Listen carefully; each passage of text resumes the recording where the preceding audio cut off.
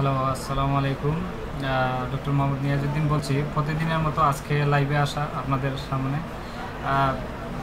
Last লাইভে আমার কথা হয়েছিল কফ সম্পর্কে বা কাশি সম্পর্কে নিয়ে। ওই দিন আমি আসলে ডিটেলস এখানে বলতে পারিনি, আমার লাইভের ডিউরেশন কম ছিল বা লাইভের যে সময়টা কম ছিল, এই জন্য সম্পূর্ণ ডিটেলস বলতে পারিনি। সেই জন্য আজকে লাইভে কমপ্লিট করার জন্য মূলত লাইভে আসা বা প্রতিদিনের মতো লাইভে আসা।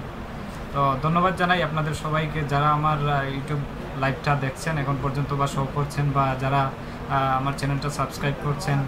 আপনারা আশা করি আপনাদের অনেক উপকারে আসবে আমার ইউটিউব লাইভটা। তো এর জন্য প্রথমত আমার চ্যানেলটা সাবস্ক্রাইব করবেন। আপনাদের সবাইকে রিকোয়েস্ট, আপনারা যারা আমার চ্যানেলটা সবসময় দেখেন বা আমার চ্যানেলটা শেয়ার করবেন, এই জন্য আপনার উপকারে আসবে এবং আপনার হয়তো বা এই শেয়ারের জন্য অন্য একজন উপকৃত হতে পারে।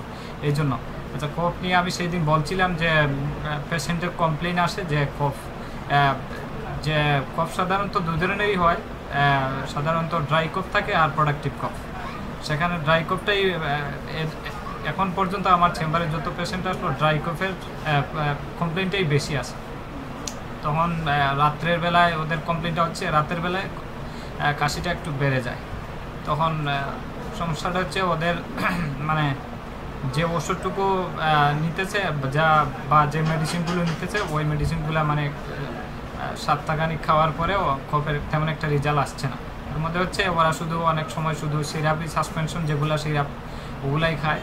আর এই জন্য ওই যে ঠান্ডা পানি বা আইস জাতীয় এই ধরনের বা ফ্রিজিং যে জিনিসগুলো ওগুলো খায়, মানে এগুলোর সাথে এগুলো কন্টিনিউ চলে। তাহলে এগুলো চললে তার মানে আইস জাতীয় বা ফ্রিজিংয়ের যে জিনিসগুলো খেলে তো কফ এত তাড়াতাড়ি কমে না, বা কফ কেন কমছে না। অনেকের সাধারণত অ্যালার্জিক রাইনাইটিস থাকে, এই জন্য কফ কমে না।